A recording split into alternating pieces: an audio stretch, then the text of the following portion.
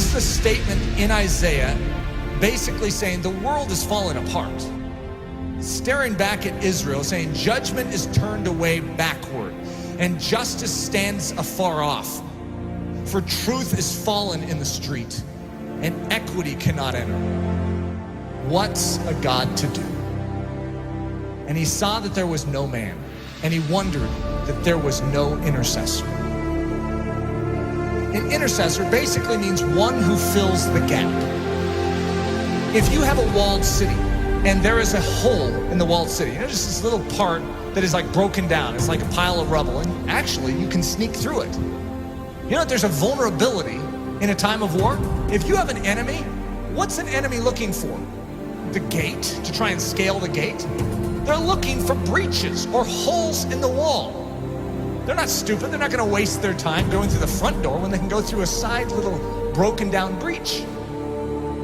So the enemy, by his very nature, is constantly watching the integrity of the wall. He's looking for holes.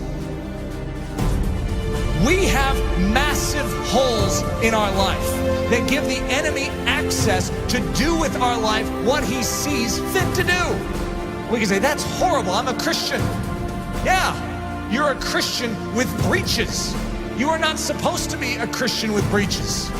One of the key definitions of Christianity could be a man or a woman whose walls are repaired, who is made strong. Why? So that they are useful to God and they're not just constantly inwardly fighting demons. They can be outward focused. God says to Israel, I will bless you so that you can become a blessing to the nations. God's pattern is to make you strong so that you're useful. There is a hedge that is supposed to be built up around your life, and it very likely isn't. You need a strong man. You need someone who can step in and fight off that enemy to make you strong so that you can start focusing outward instead of on your own issues. Most of us as Christians, the church is so weak because we have literally less than 1% of our time that is able to focus outward because we are so caught up in our issues and our difficulties. Even the healthiest among us, we have issues. We have difficulties, whether it's relational, whether it's financial, whether it's health, we have issues.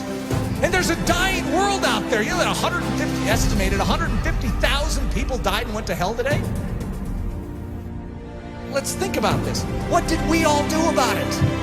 Did we take a step forward in beginning to do something about it? Or are we just stemming the tide from our life falling apart even more than it is? We are living on the defensive instead of the offensive. What we need is the same thing God was looking for back then. The walls are broken down. The city is in disrepair. Israel is without a defender. Where's the intercessor? You know who Jesus Christ was? In a nutshell, he's the intercessor. He's the man who stands in the gap. He's the strong man who came and took the full blow upon himself so that we could gather our wits spiritually and awaken and say, I'm in. Thank you for rescuing me. Literally, he took the blow. Everything that was aimed right at you to absolutely decimate your life, he took it square on. Without even a whimper, he took it for the joy that was set before him because he valued you so much. He took the blow. See, one of the things that happens with the life of Jesus, we have a tendency to make him a mousy character. We have a tendency to diminish his manly strength. We are talking about the greatest warrior of all time. In the Old Testament, the term is Lord of Hosts, the captain of captains, the general of generals. And he's a general that led his troops into battle with his own life. He's the one that did it. All the rest of the army was cowering in the background. They couldn't fight this army, and he stood up single-handedly and defeated them. That is our intercessor. That is our king. In the same way that he stood for you then, I want you to know, he still stands for you now.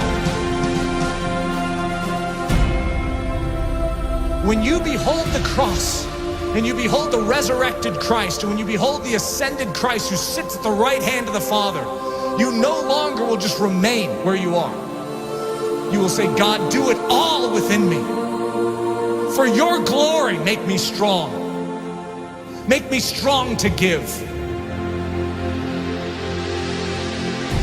God is looking for an intercessor, someone who will make up this breach. We need to become a body that is thinking about every single one around us, as opposed to ourselves. Coming to church going, I need to be prayed for this week. What about who can I pray for this week? Just a different mindset. It's not what this church can do for you, but what you can do for Jesus Christ and this church. Think of that attitude shift, saying, God, you made this life and you have called me for more than just to save me.